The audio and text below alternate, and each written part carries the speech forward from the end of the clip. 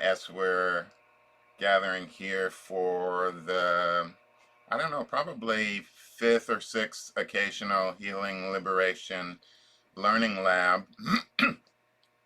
I thought it would be useful to give an overview of what I think this is all about, and what, as a passionate learner, I have been obsessed with a certain quality of learning, obsessed with certain topics, and among the topics that I'm obsessed with learning is learning itself, pedagogy, and not just pedagogy that is relevant for schooling, but pedagogy that is relevant for life. I would go so far as to say if I were I longed from childhood to live in the days where being a philosopher was an occupation. And we live in a world where there's no such thing as a professional philosopher. What you have is professional academics of philosophy who study about philosophy rather than do philosophy as an art of living. And it has been my personal passion to engage in philosophy as the art of living. And that's what I'll be bringing to bear today. So I thought it'd be good to unpack all four words of healing, liberation, learning, and laboratory. Healing is to make whole, to restore what has been rent or injured or broken or damaged, to restore capacity or functioning. So I am about restoring connection, restoring capacity, or up-leveling capacity to a state of wholeness. If some things may be congenitally infirm. Um, Liberation. By liberation, I mean a very specific thing. Um, I mean the undoing of the effects, as well as the elimination of the causes of every form of social oppression. The undoing of the effects and the elimination of the causes of every form of social oppression, so that, not for the sake of consuming, not for the sake of fighting over an imagined scarcity of resources, not for the sake of getting to the top of any kind of heap, not for the sake of winning at the expense of anybody else losing, but so that the human family as a whole, and I do deeply in my heart and soul believe that every single human being is a member of the same immediate family, and that if we don't act in that manner, that means we are insane. Pardon the pathologizing language, but I don't mean it in the medical sense. I mean it in the moral sense. We don't know who we are or where we are and who we are with. We are with and among, embedded in immediate family only. That's all there is. And so liberation is about creating the beloved community, if you will, from the point of view of the likes of Martin Luther King Jr., who I wanted to be when I grew up. But I also wanted to be John Glenn and touch the stars with my own spaceship glove. Um, so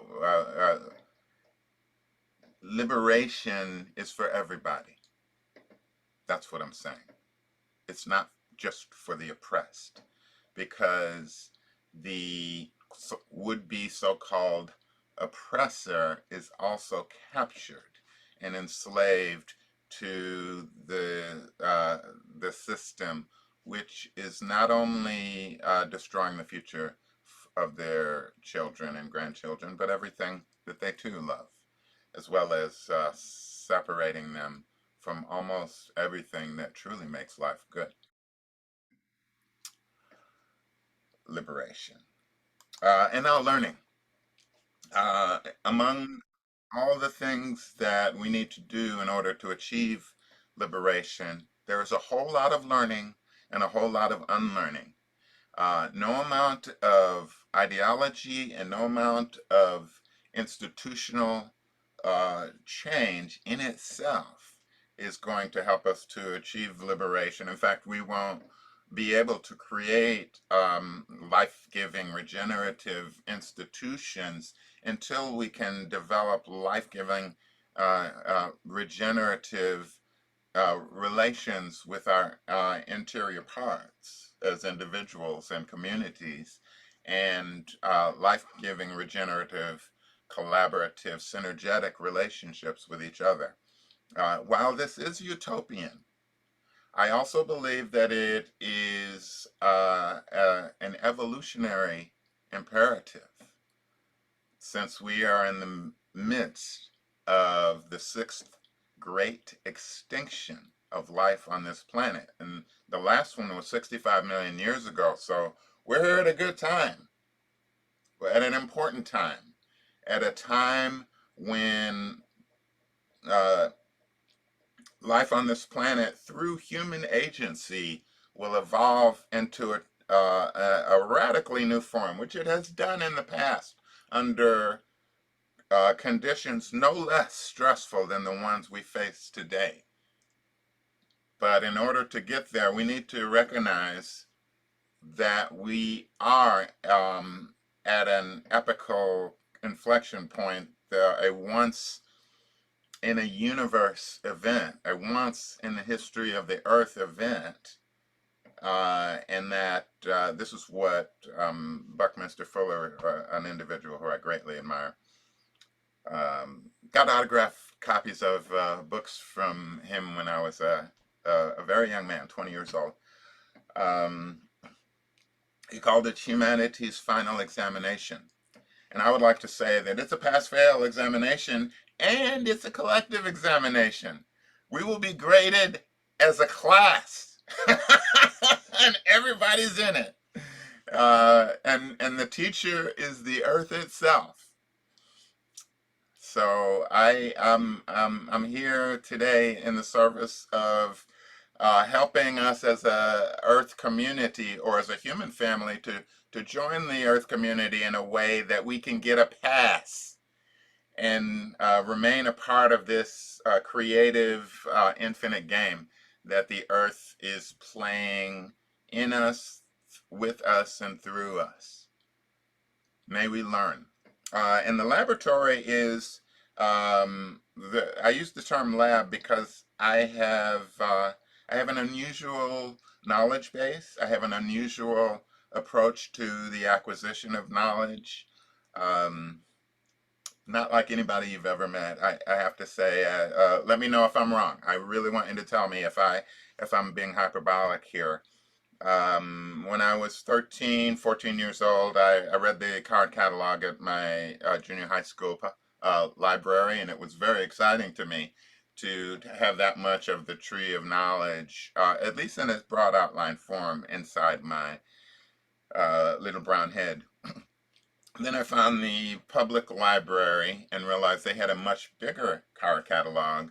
And as a human being who has been clinically diagnosed on the far end of the ADHD spectrum, even as a 64-year-old, yay, and self-diagnosed as on the autism spectrum, and this is one reason why I think that might be true. The special interest passion I had in the public library card catalog stuck with me for 7 years, and I would sneak out of the house, sneak through a gauntlet of white neighborhood where black kids were not welcome, and bolt into the public library so I could read the card catalog all day. And I probably read 50, 75,000 book summaries by the time I was 19, 20 years old. And so that I pretty much knew what the traditions and spokes of knowledge and natural science and social science and humanities,